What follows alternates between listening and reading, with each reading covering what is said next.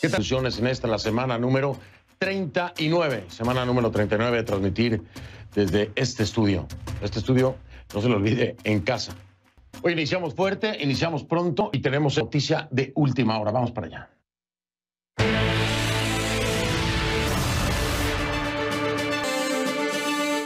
Hasta este momento, el silencio de la fiscal de la Corte Penal Internacional, Fatou Bensouda, sobre la presunta comisión de crímenes de lesa humanidad en Venezuela había sido motivo de críticas desde la OEA hasta un servidor y suspicacias, por supuesto, hacia el organismo.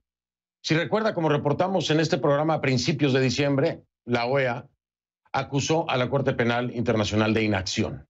Pues bien, después de lo que muchos consideraron una demora inexplicable, parece que la presión tuvo su resultado.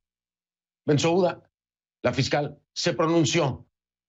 Este lunes publicó un informe que existen, y lo subrayo, existen fundamentos razonables para creer que en Venezuela se cometieron crímenes de competencia de la Corte desde al menos abril de 2017.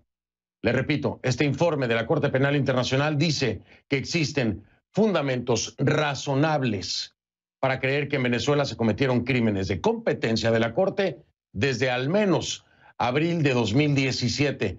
Según el informe, autoridades civiles, miembros de las Fuerzas Armadas e individuos a favor del régimen han cometido los crímenes de lesa humanidad, de encarcelación u otra privación grave de la libertad física en violación de normas fundamentales de derecho internacional. La Fiscalía de la Corte Penal Internacional informó también que en la primera mitad de 2021 finalizará la evaluación para determinar si existen fundamentos razonables para proceder a un análisis sobre... Todavía falta, pero ya hubo un avance. Al menos se rompió el silencio por parte de la fiscal de la Corte Penal Internacional. Y le repito, de acuerdo a esta información, en la primera mitad de 2021, el primer semestre de 2021, finalizará la evaluación para determinar si existen fundamentos razonables para proceder entonces a un análisis sobre admisibilidad, lo que permitiría entonces recabar nueva evidencia y proceder a formular acusaciones formales por la Corte a las personas señaladas. CNN está intentando buscar una reacción del gobierno de Maduro, del régimen de Nicolás Maduro, pero por supuesto aún no ha respondido a los señalamientos. Vamos a estar al pendiente porque esto puede ocurrir en cualquier momento, me imagino yo. Y es que la tragedia de los venezolanos no termina en lo que certifique o no la Corte Penal Internacional. Eso todos debemos de tenerlo muy claro. Mientras continúa el régimen en donde está, ¿no? Este fin de semana, por ejemplo, se recuperaron los cuerpos de al menos 14 personas en la costa del noreste del país, cercana a la ciudad de Huiria, en el estado Sucre. Así lo informó este domingo el Ministerio del Poder Popular para Relaciones Interiores, Justicia y Paz de Venezuela en un comunicado. ¿Qué fue lo que pasó? Es terrible, es trágico, es dramático y es algo que no se debe pasar por alto por parte de ninguna institución y por parte de ningún país. Vamos con nuestra Osmari Hernández. Está en Caracas. Me acompaña y nos tiene toda la información y lo último, por supuesto, sobre esta dramática y trágica, muy trágica historia. Osmari, buenas noches. Te saludo y te escuchamos todos con atención y con mucho dolor, Osmari. Así es, Fernando, mucho dolor, sentimiento de luto entre venezolanos dentro y fuera del país, también en la comunidad internacional. La información oficial que ofreció la Fiscalía General de la República es de al menos 20 personas fallecidas. En un primer comunicado ofrecido por el Ministerio de Interior, Justicia y Paz, se informó del hallazgo de 11 cuerpos a unas 7 millas náuticas de la costa del estado Sucre, ubicado en el noreste de Venezuela.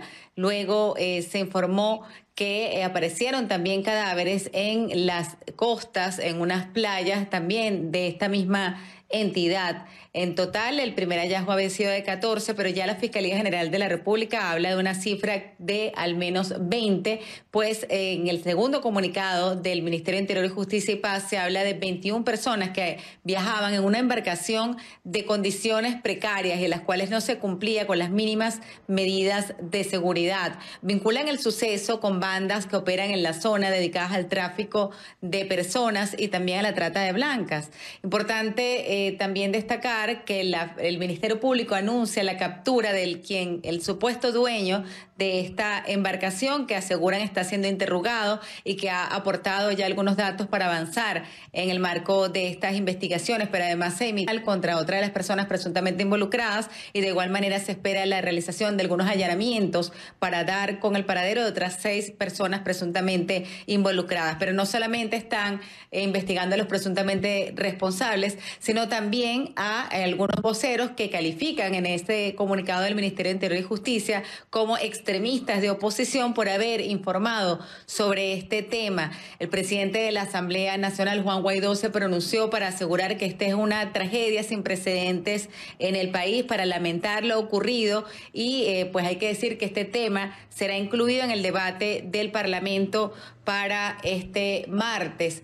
Es importante destacar, Fernando, que de acuerdo con las Naciones Unidas, al menos 5.4 millones de venezolanos han dejado el país en búsqueda de oportunidades, de mejores condiciones de vida, dejando atrás una crisis política, económica y social en medio también de denuncias de fallas en el funcionamiento de los servicios públicos y también en materia de seguridad. Una situación que lleva a muchas personas a emprender un viaje como este en unas condiciones bastante adversas, en una zona turbia y en la cual además hay múltiples denuncias de tráfico también de drogas, de armas, de prostitución.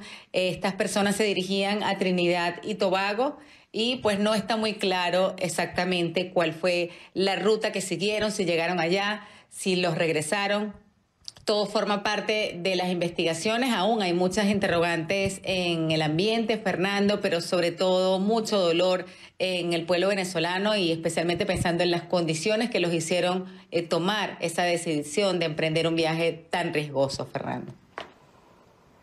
Osmari, tristemente, tengo que decirlo así, era cuestión de tiempo. Lo hablamos en su momento, la suerte con la que corrieron aquellas personas, niños también menores, que salieron de Trinidad y Tobago, que fueron expulsados de Trinidad y Tobago, precisamente de no morir en alta mar. Lo decíamos, pudo haber tenido un desenlace terrible. Hoy la historia se da así, con una tragedia en alta mar, y independientemente de los responsables y de que se trate efectivamente de tráfico de personas, el punto aquí es el origen, como lo decías tú, y bien señalado. ¿Por qué es que la gente arriesga su vida hasta tal grado, hasta tal punto? ¿Por qué? Eso es lo que se debe atender, y todos lo sabemos. Es la situación que vive Venezuela, la situación que vive Venezuela, de la cual es responsable el régimen de Nicolás Maduro. Y ese es el tema que debe atenderse hoy, porque aquel que tiene oportunidades y calidad de vida en su país no busca salir arriesgando su vida. Ese es un punto claro y concreto que se debe entender y se debe subrayar. Osmari, vamos a estar muy al pendiente. Gracias, como siempre, por estar con nosotros, aunque sean los momentos más difíciles, Osmari. Lo siento mucho por ti como venezolana, lo siento mucho por aquellos que perdieron a los seres queridos en esta tragedia y por todos los venezolanos que hoy lloran esta lamentable noticia. Gracias, Osmari. Gracias, Fernando. Buenas noches. Buenas noches. Este punto quiero dejarlo bien claro. En efecto, porque esta es una realidad para todos los países, pero particularmente Venezuela, con el éxodo masivo que se ha dado.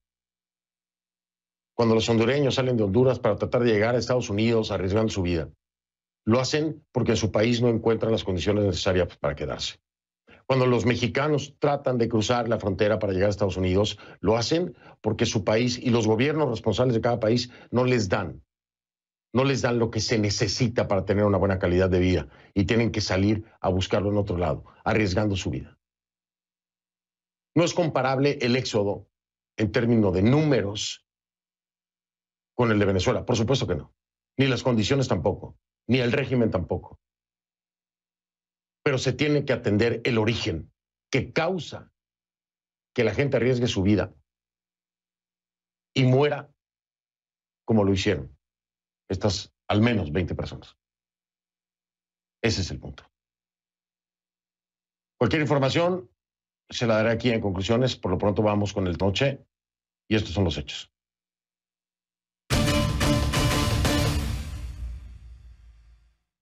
Les pido que a partir de este momento me acompañen utilizando la etiqueta numeral o USA, el ex de elecciones. El hashtag es conclu y USA, el ex. Esa es la etiqueta, el hashtag que vamos a estar utilizando. Por favor, sus comentarios a mi cuenta en Twitter, @soyfdelrincón. @soyfdelrincón en Twitter, conclu y USA, el ex. Esa es la etiqueta. Lo que parecía imposible hace un tiempo se logró el día de hoy. Estados Unidos comenzó a poner este lunes las primeras dosis de la vacuna contra el coronavirus. Es un día importante en dos ámbitos, en el político y en el de la salud. ¿Coincidencia? Yo no lo sé, pero se dio en el mismo día. Las dosis de la vacuna contra el coronavirus empezaron ya a aplicarse. La que ve es una de esas imágenes para la historia. Esta enfermera de Nueva York fue de las primeras personas en vacunarse en este país. Y bueno, a ella le seguirán millones. A esta hora ya han llegado cargamentos de vacunas a los 50 estados, el Distrito de Columbia y Puerto Rico. El desarrollo del fármaco en menos de un año es un increíble logro científico. Se fabricó muy rápido. Aunque a todos nos parezca que la pandemia ya ha durado demasiado tiempo, por supuesto, ¿no? 2 días, 3 días, 5 días ya era demasiado. Pero a pesar de todo esto, se fabricó muy rápido. Para llegar hasta aquí pasaron muchos meses, sumando muertos, contagios, acumulando hospitales desbordados, cansancio por las restricciones de salud, miedo, dolores, temores y la pérdida de seres queridos. Este puede que sea el principio del final, por decirlo de alguna forma, pero no es el final. Téngalo muy claro en casa.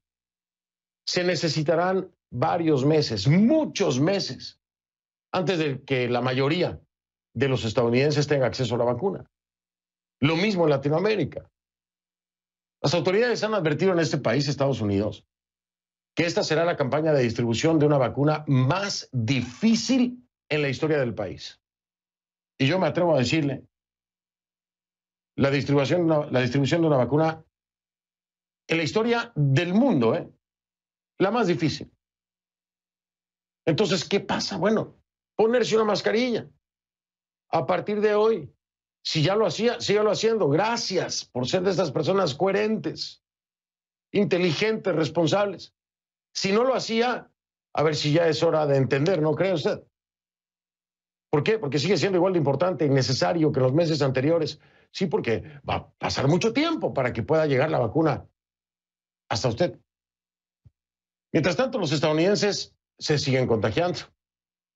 Sí, porque hay todavía quienes no usan la mascarilla porque es un tema de libertades, absurdo, ridículo, vergonzoso. Y por ende muchas personas siguen muriendo. Estados Unidos acumula más de 16,5 millones de casos confirmados de coronavirus, ¿sí? Escuchó bien, 16,5 millones de casos confirmados de coronavirus. Y en este día histórico, irónicamente, se aplica la primera vacuna y Estados Unidos supera las 300,000 muertes. Qué ironías de la vida, ¿no? Se superan las 300,000 muertes y se aplica la primera vacuna.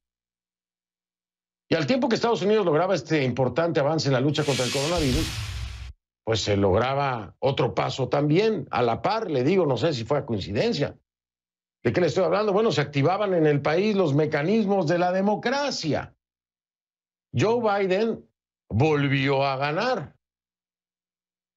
Y Trump volvió a perder. Yo nunca había visto a un candidato a la presidencia perder tantas veces una elección, ¿eh? Perder tantas veces una elección como lo ha hecho Trump.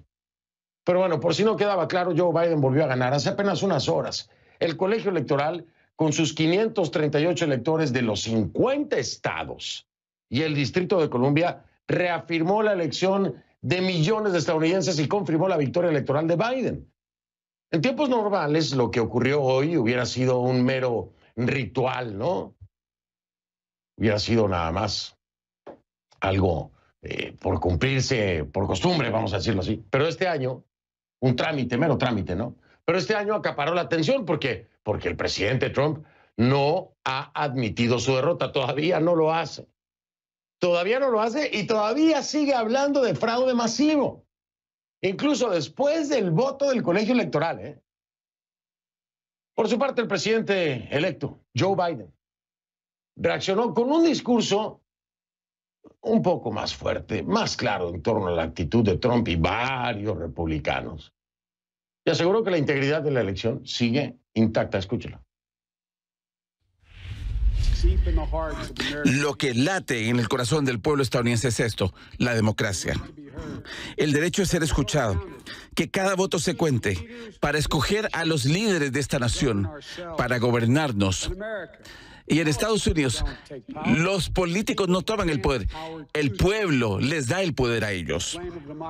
La llama de la democracia va a estar encendida hace muchos años y ahora sabemos que nada, ni siquiera una pandemia o un abuso de poder puede extinguir esa llama. Aunque el colegio electoral ya oficializó la victoria de Biden, el drama continúa. Tenía que ser, ¿no? El próximo paso le corresponde al Congreso. ¿Ok? Ese es el siguiente paso. Ahí, los fieles a Trump, enfrascados en teorías conspirativas y mentiras sobre el fraude electoral, o temerosos de Trump, podrían intentar deslegitimar el voto otra vez. Pero a ver, ¿tiene el Congreso el poder para cambiar el resultado electoral? Vamos con nuestra Kay Guerrero para que nos diga en su reporte acá.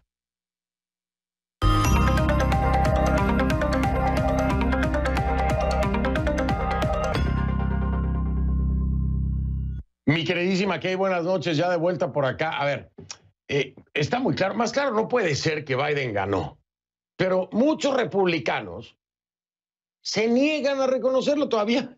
En entrevistas en televisión nacional no acaban de decir Joe Biden, presidente electo. No lo dicen.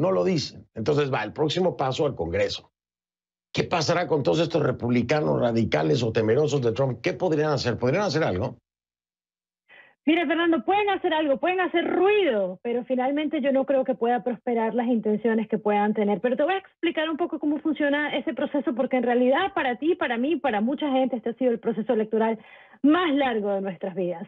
Mira, las personas votaron, los estados contaron esos votos, las demandas llegaron a la Corte Suprema, fueron rechazadas en todos los niveles.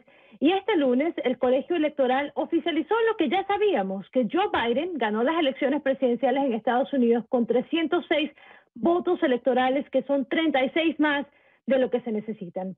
A pesar de todo esto, las acusaciones infundadas de fraude por parte del presidente Donald Trump y de muchos de sus aliados no acaban, tú lo sabes muy bien, y es probable entonces que estas teorías de la conspiración, que este tema del supuesto fraude, llega hasta el Congreso en los próximos días, porque se va a llevar a cabo una sesión especial para confirmar los votos del colegio electoral. Esto no es nada fuera de lo común, esto es algo que pide la ley, que pide la Constitución y se hace en cada ciclo electoral. La pregunta es si esta sesión podría cambiar el resultado electoral y, como te lo decía al principio, es bastante improbable. Fíjate lo que va a pasar.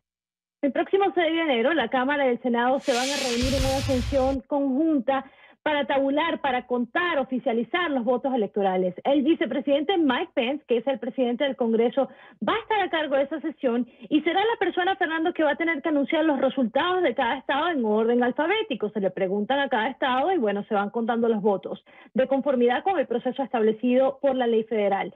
Esto es lo mismo que hizo Joe Biden cuando fue vicepresidente en el 2017, cuando a él le tocó certificar precisamente la elección a favor de Donald Trump. Pero una vez que ya se anuncien todos los votos electorales, que ya se confirmen, los legisladores, los congresistas van a tener la libertad y la capacidad de presentar algún tipo de objeción, si tienen pruebas de fraude, si tienen alguna demanda, si tienen algo que decir, y seguramente va a haber más de un republicano aliado con el presidente que podrá presentar algún argumento, alguna teoría conspirativa, pero para que eso prospere se necesita el apoyo de un miembro de la Cámara y otro miembro del Senado, y hasta el momento que sepamos, ningún senador ha dicho, por lo menos públicamente, que van a apoyar ese tipo de medidas. Mira, Fernando, aunque se consiguiera el respaldo de un miembro del Senado, un Marco Rubio, un Ted Cruz, uno nunca sabe, es muy difícil que eso prospere porque entonces esa queja pasa a votación y tiene que tener la mayoría en ambas cámaras. Y como tú lo sabes, la Cámara de Representantes está controlada por los demócratas, así que de entrada allí se cae ese intento. Y en el Senado ya existe un reconocimiento, aunque limitado, de la victoria de Biden por parte de senadores republicanos bastante racionales como Mitt Romney, Susan Collins, Lisa Murkowski. Estas personas ya han dicho, Biden ganó, hay que seguir el proceso. Entonces esto sucede que cualquier queja también sería derrotada en el Senado. Entonces, Fernando, si bien sabemos que va a haber drama, que va a haber algún tipo de conmoción el 6 de enero para tratar de alargar este proceso lo más que se pueda, no creo que vaya a alterar ningún resultado, un resultado de por sí, ya que está certificado, recertificado. Así que si se sigue el procedimiento, eso será el propio vicepresidente Mike Pence que le ponga esa estampa, ese sello dorado que cierre este ciclo electoral, certifique a Joe Biden como ganador dentro del legislativo, y el siguiente paso será un programa especial de conclusiones, estoy segura, en la juramentación del Joe Biden el próximo 20 de enero. Pues creo que sí, pero ¿sabes qué? Tengo mis dudas, porque estaba yo leyendo por ahí también de que hay como que un último esfuerzo de Trump y sus aliados para buscar algo que se llaman electores alternativos que declaren ganador de la elección a Donald Trump. Así que yo creo que antes de eso va a haber otro programa por ahí y después llegaremos al 20 de enero. A lo mejor no nos toca a ti y a mí porque vamos a estar de vacaciones, pero quién sabe, Miquel. ¿Quién sabe? Con Trump se puede esperar todo. No se sabe, pero tienes toda la razón, se puede esperar todo, así que a lo mejor te llaman y me llaman y hacemos un programa adicional. Nos toca tal vez, sí, efectivamente. Oye, te mando abrazo fuerte, mi querida Kate, te vas de descanso el resto de la semana, así que aprovéchalo, a recargar la batería y a cuidarse. Así es, Fernando. Disfruta el resto de la semana y nos vemos en Navidad. Vale, nos estamos viendo por ahí por Navidad. @KGuerreroCNN, ya la encuentra así en Twitter a nuestra KGuerrero, @KGuerreroCNN. Escuchamos su reporte acá. Oiga, algo más que ocurrió este lunes es también acerca de la administración saliente de Donald Trump. William Barr, ¿se acuerda de William Barr? ¿No? Que le metió el hombro duro a Trump, por supuesto. Es el secretario de Justicia de Estados Unidos.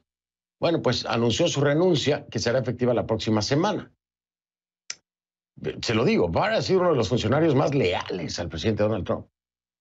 Pero esa lealtad no era incondicional. ¿Por qué? Bueno, porque Barr no pudo secundar al presidente en todo. A principios de mes aseguró que el Departamento de Justicia no había encontrado evidencias de fraude electoral generalizado en las elecciones. Y que conste que Barr había estado siempre apoyando a Donald Trump. Bueno, dijo el Departamento de Justicia, no hay evidencias de fraude electoral. Aún así, en su carta de renuncia aseguró que las denuncias de fraude seguirían revisándose.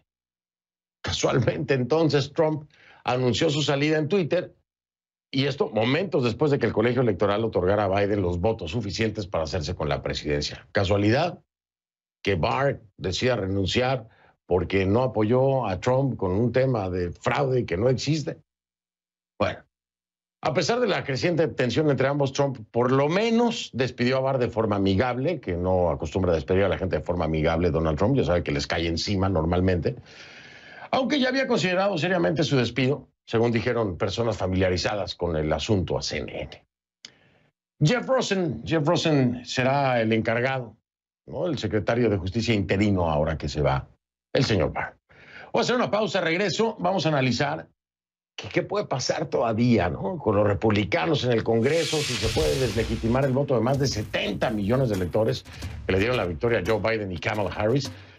¿Con quién voy a hablar de esto? Con Rafael Cox Salomar, analista político y experto constitucional. Por supuesto, le voy a preguntar esto de los electores alternativos, ¿no? A ver qué es eso. Ya regresamos entonces con...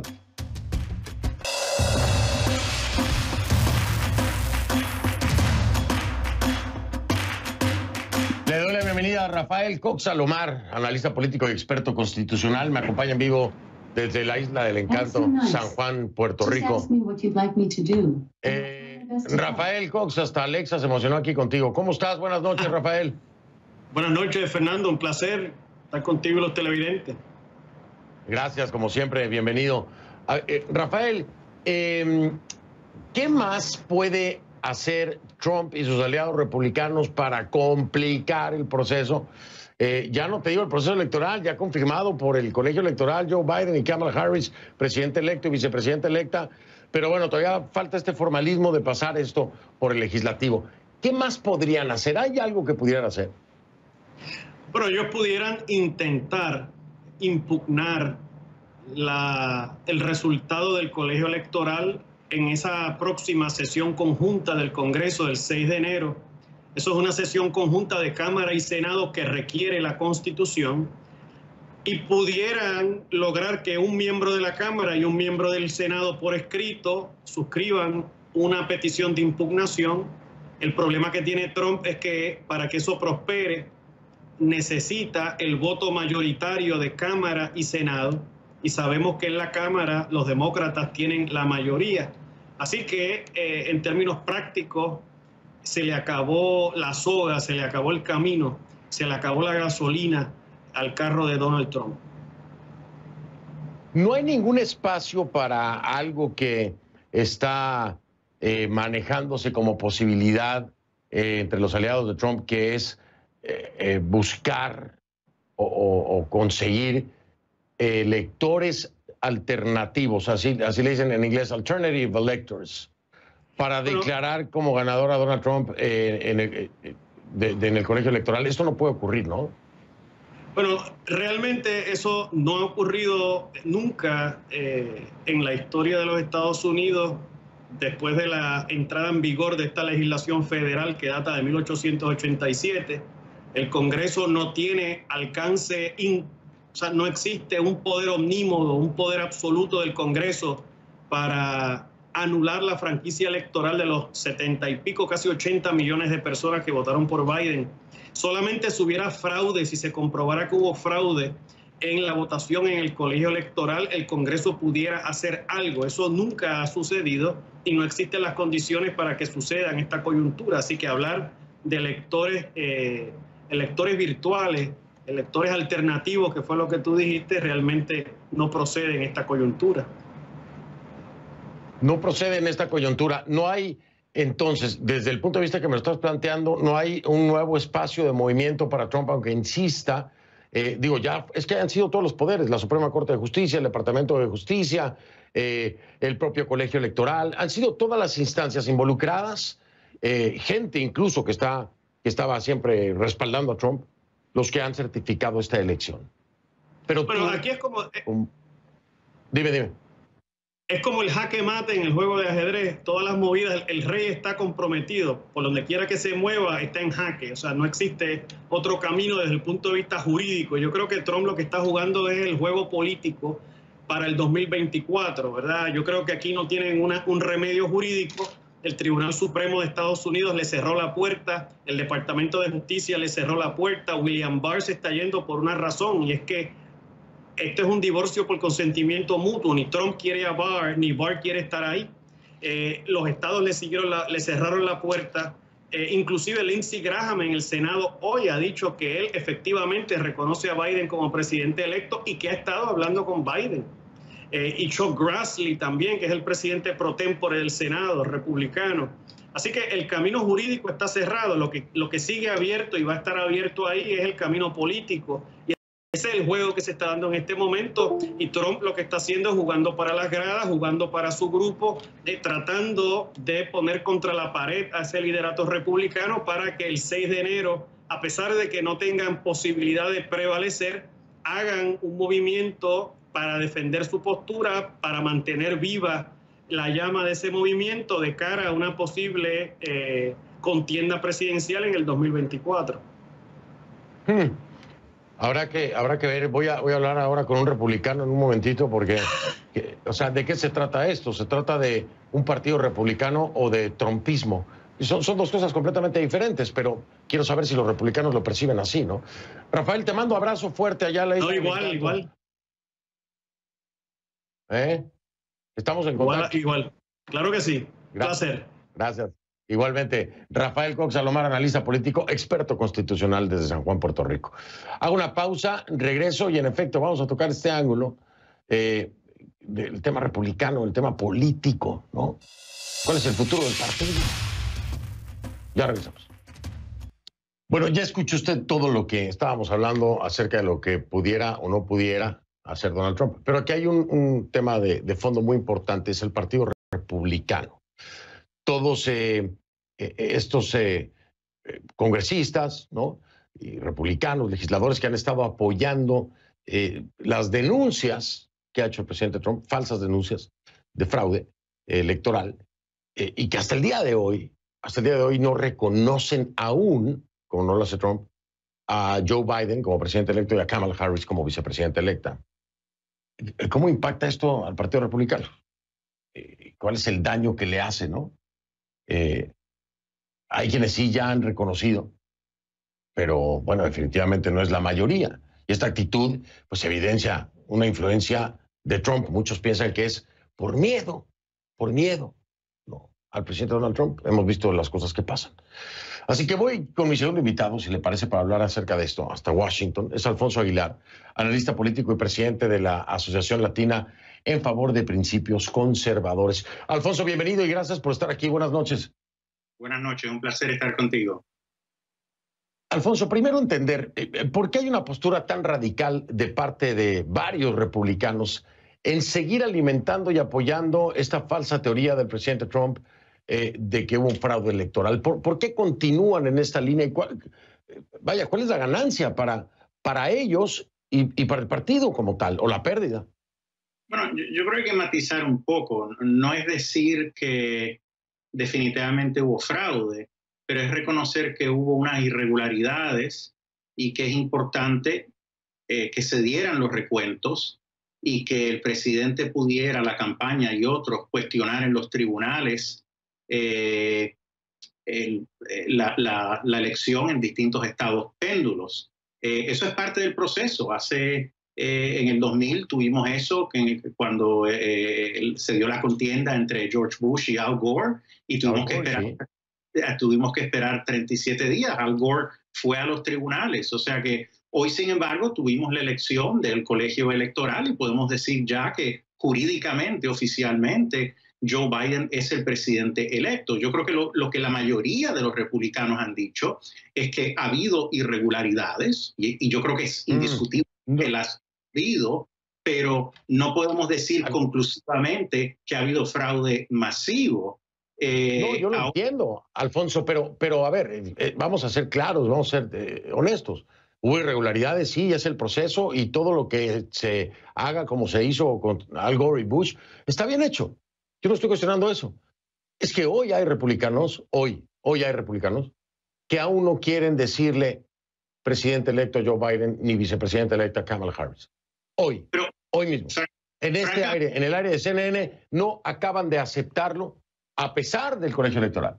Como presidente electo y vicepresidenta electa. Y esto es muy radical. Y esto es seguir manteniendo una postura como la de Trump, que aún no reconoce ni a Biden ni a Kamala Harris. Esto está muy lejos del tema del fraude. Esto es un tema de desconocimiento que no tiene ninguna razón. Es un tema de locos, Alfonso. Bueno, honestamente, yo creo que hay que poner las cosas en perspectiva. Yo creo que la mayoría de los republicanos reconocen que hubo irregularidades, ya entienden a partir de hoy que Biden es el presidente electo, pero vamos a ser honestos, durante los pasados 4 años hubo un sector del Partido Demócrata que no reconoció y continuamente decían que el presidente Trump era un presidente que no era legítimo. Entonces, yo creo que ha sucedido en ambos lados, pero me parece que en este momento yo creo que la gente reconoce la realidad jurídica de que el presidente electo es Joe Biden. Tenemos una transición que continúa, o sea que a menos que suceda algo inesperado en los tribunales, que todavía pudiera suceder, aunque no creo que ese sea el caso, el 20 de enero el presidente, el incumbente va a ser Joe Biden. Déjame, Alfonso, marcar una pausa para preguntarte, bueno, para que me responda. Después de la pausa te pregunto ahora. ¿Cómo podemos entender al Partido Republicano hoy? Porque hay claramente dos segmentos. Los trumpistas que hoy mismo siguen apoyando la teoría de Donald Trump, a pesar del colegio electoral, a pesar de la Corte Suprema de Justicia, a pesar de todo lo que ya sabemos. Y hay otros que no, que bueno, han evolucionado de acuerdo a lo que se ha hecho legalmente, que se tiene todo el derecho a hacerlo, pero en base a los resultados dicen, bueno, esto se acabó y este es quien es. ¿Cómo entenderlo entonces? Un partido republicano que se ha segmentado en el trumpismo y el republicano, ¿lo podemos entender así? ¿Cuál es el peligro del partido republicano si es así, no? Regreso para escuchar la respuesta de Alfonso Aguilar, analista político y presidente de la Asociación Latina en favor de principios conservadores. Ya vengo. Soy Fernando del Rincón, gracias, buenas noches, lo dejo con... Estamos de regreso con Alfonso, presidente de la Asociación Latina en favor de principios conservadores. Te preguntaba, Alfonso, ¿cómo entender al Partido Republicano hoy? Como una parte que sigue, bueno, una línea trumpista, o se ha convertido en el trumpismo, y otra parte, otro segmento de los republicanos que son y siguen siendo eso, el Partido Republicano. ¿Entenderlo así? Bueno, yo no creo que hay nada malo con el trumpismo. Yo creo que el trumpismo políticamente, ideológicamente, ha significado regresar al partido de Ronald Reagan, y eso es lo que tenemos hoy en día. El presidente Trump en esta elección logró expandir la base republicana, mientras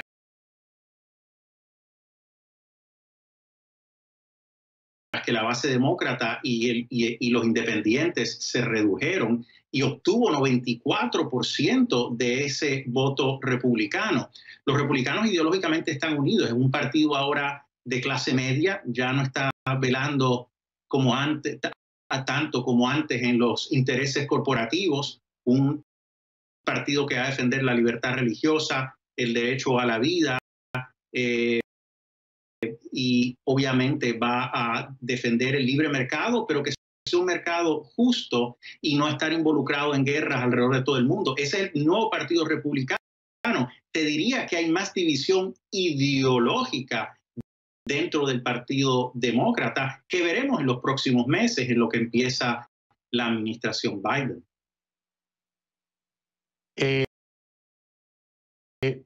Pensar en el 2024 como la oportunidad para que regrese Donald Trump, ¿sigue siendo para ustedes, vaya, óptimo, o se piensa más hacia el interior del partido que es mejor buscar a alguien fresco?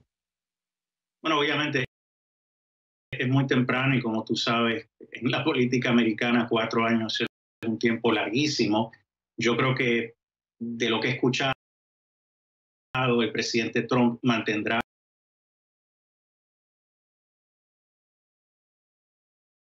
abierta la puerta a la posibilidad de un regreso a una candidatura en el 24, pero no es nada garantizado. Vamos a ver, lo que sí sabemos es que el presidente Trump sí seguirá siendo una figura importante en la política republicana y el movimiento conservador. Hoy por hoy es el principal líder republicano y del movimiento conservador.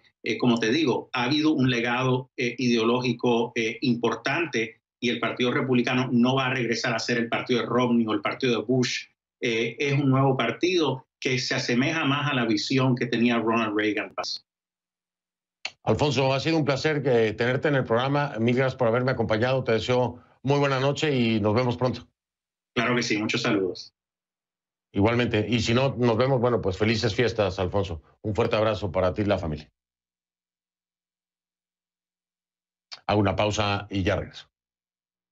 Soy Fernando del Rincón, gracias, buenas noches. Lo dejo con imágenes del último eclipse solar del 2020.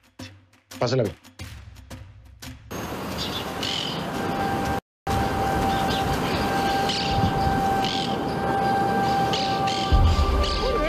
Como que fuera la noche. ¿Qué les parece este fenómeno? ¿Cómo lo están viviendo? Buen evento, buen evento. A pesar de que no se ve. Empezó a amanecer, escuchemos. Qué